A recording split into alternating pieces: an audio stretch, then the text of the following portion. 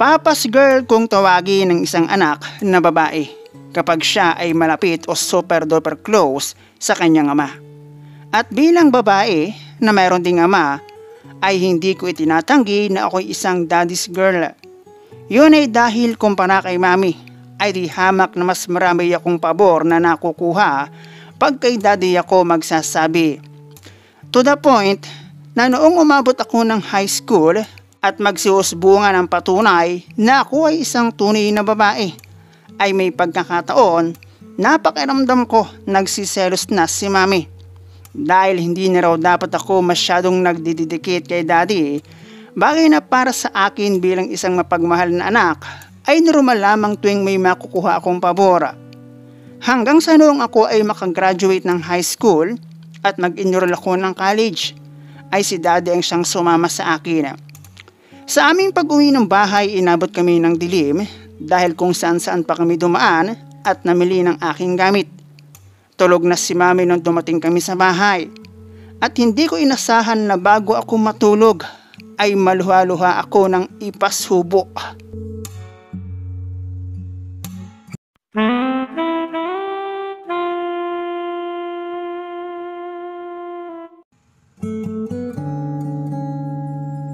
Itago mo na lang ako sa pangalang Kailin, 34 years old, married at may isang anak. Sa lalaki na itago na lang natin sa pangalang Jeff, na tulad ni daddy ay isa ding engineer at tulad ko, mapili rin sa trabaho. Isang engineer si daddy at pag-iibang bansa ang namulatan ko na kanyang hanap buhay. At si mami naman ay isang regular na employee sa isang hindi naman masyadong kilalang company dito sa Pilipinas. Dalawa kaming magkapatid at lalaki ang nakatatanda sa akin. At sa kasamaang palad, ang aking kapatid na lalaki at siyang nakatatanda sa akin ay isang special child. Bilang kanyang kapatid ay masasabi kong mahirap ang magkaroon ng kapatid na special sa maraming aspeto. Dahil kailangan mo rin siyang itrato bilang isang special para maintindihan kung bakit minsan ay sinusumpong siya ng ibang ugali. Dahil pareho sa aming mga magulang ay may mga trabaho, lolo at lola ang madalas naming kasama sa bahay na siyang nagkahatid sundo sa amin sa school noong nag-aaral kami ng elementary. Sa akin bilang isang normal na tao, walang problema o kahit anumang selos sa pag-aasikaso ni mami para sa aking kapatid. Pero ibang usapan na pagdating kay daddy. Dahil lahat ng hindi ko maihirit kay mami, lalo't alam ko kung ano ang kanyang posible ay sabihin o isagot sa akin kay daddy, ano man ang bagay na iyon basta't kayang bili ng pera, ay hindi ako nagdadalawang salita na kung minsan ay naririnig ko pang kanilang pinagtatalunan. Dahil sa pagkakaroon ko ng special child na kapatid bilang isang nakakaunawa, ay para na rin akong solong anak. Iyon ay dahil may mga bagay akong nakukuha na hindi ko na kailangan pang hilingin o hingiin sa aking magulang. At syempre mas madalas kong matanggap iyon mula kay daddy tuwing siya ay nasa Pinas. At kumpara sa aking nakatatandang kapatid ay mas may laya ako lalo't noong ako ay mag high school. Maganda kasi ang trabaho na napasukan ni daddy bilang isang company engineer dahil yearly ay pwede siyang umuwi ng Pinas at sa mga pagkakataon na emergency ay maluwag siyang nakakauwi.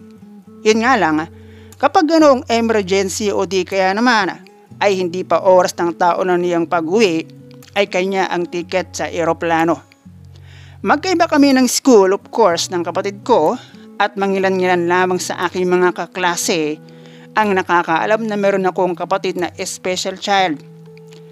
Noong ako ay elementary, dahil hands-on nga sa amin si lolo para sa paghahatid at sundo sa school, ay medyo hindi ko siya masyadong na-enjoy dahil pag dumating si lolo at uwi na, ay no choice ako kundi ang umuwi.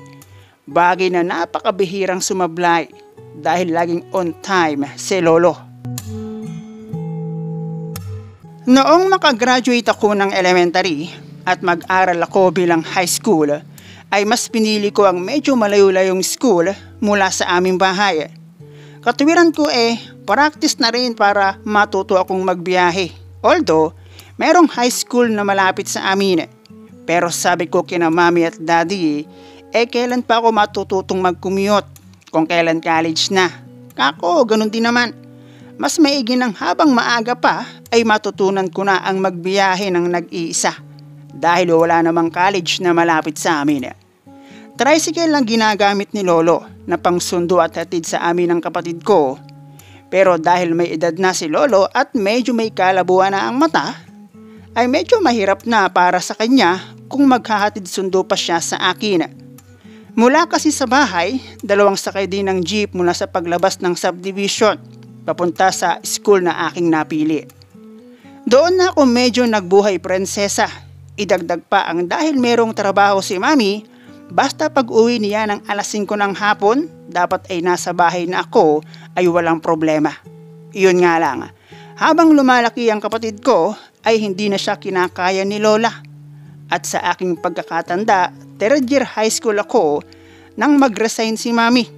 At para merong mapagpalipasan ng oras, maliban sa pagsundo sa kapatid ko, ay ginawang isang sari-sari store ang pinakaharapan ng aming bahay.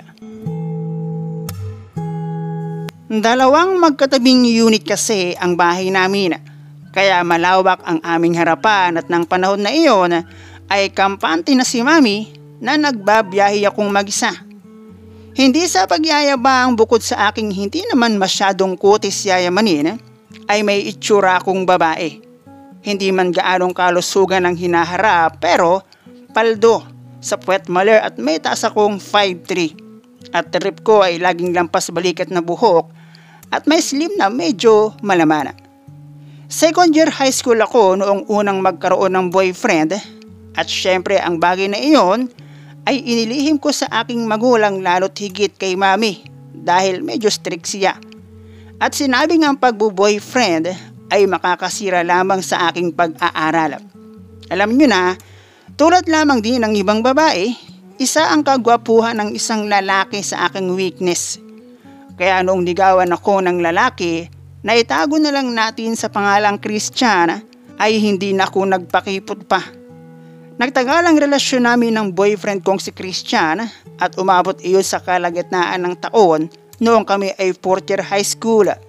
Yun nga lang, ay huli na ang lahat para ibalik pa ang nakaraan dahil nagawa ko ng isuko ang bataan noong kanya akong isama sa kanilang bahay para ipakilala ko sa kanyang magulang.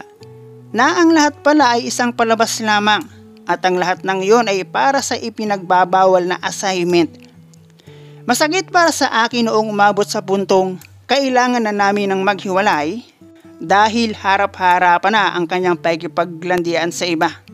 At kahit si Christian ang unang mangangaso na nakapasok sa kuweba, ay kailangan ko yung tanggapin lalo't kami naman ay mga bata pa at sa buhay pagpapamilya ay napakalayo pa. Tuloy ang buhay hanggang sa nakatapos ako ng high school na may buong pangarap. Nasabi ko ng isa ako sa mga super duper close sa ama na kung tawagin nga dito sa atin ay Papa's Girl. At dahil daddy ang meron ako, di daddy's girl. At ang isa sa mga patunay noon ay ang kung minsan ay naririnig kong hindi na pagkakasunduan ni mami at daddy ang masyadong madikit ko kay dad tuwing siya ay kasama namin. Sinabi ni mami kay daddy na sabihan niya akong kumilos ng naaayon sa aking edad lalo't ilang taon na lang dibo ko na. At siguro dahil napansin ni mami na walang naging pagbabago sa kung paano ko itrato si daddy bilang isang ama, ay siya na mismo ang nagsabing huwag na akong magdidikit ng sobra dahil hindi na magandang tingnan kahit pa sabihin na kami ay mag-ama. Para sa akin, noong sabihin iyon ni mami, napakamalisyosa naman yan tao. Ang nasa isip ko, anong masama ganun ako lumaki at hindi ko naman kasalanan na halos karamihan ng pabor na aking gusto, si daddy ang nagbibigay. Maraming pagkakataon na nagbabanding kami ni dad bilang mag-ama. Kung hindi mag-movie, mag-chess at online games, at maging sa food trip ay nasasabayan din ako ni daddy. At maging ang kurso na aking kinuha ay nagmula sa suggestion ni Daddy. Dahil bukod sa yakang-yaka ko raw iyon, ay bagay pa sa aking beauty na hindi lang bastang pang-empleyado. Inabot kami ng gabi dahil bukod sa paggagala ay nawili na rin kami ng aking gamit sa school noong kanya kong samahan para mag-enroll. Doon ko lang napag-isip na ang kurso na aking in-enrollan na nagmula sa suggestion ni Dad ay hindi ang kurso na aking gusto. At sa isip-isip ko noong gabing yun din mismo, na umuwi kaming tulog na si Mami at ang aking nakatatandang kapatid, ay parang mapapasubo yata ako sa kursong hindi mismo ako ang nag-decide. Bagay na noong makatapos ako ng 4 na taon sa college, nakatapos naman ay talagang hindi lang bastang nagsunog ng kilay, maluha-luhanay, niluga pa.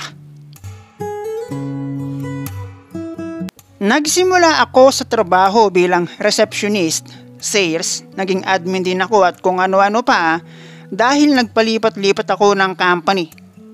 Sa admin ako nagtagal hanggang sa aking makilala si Jeff na ako pa mismo ang nag-interview nung siya ay nag-apply sa aming company bilang electrical engineer. Ang totoo niyan, mas ahead ako ng 2-year-old sa kanya sa edad. At kung paanong pumasok sa kanyang kokote na ako'y ligawan, ang panahon na naghihintay na rin ako ng someone dahil nga patawid na rin ang kalendaryo ang edad ko.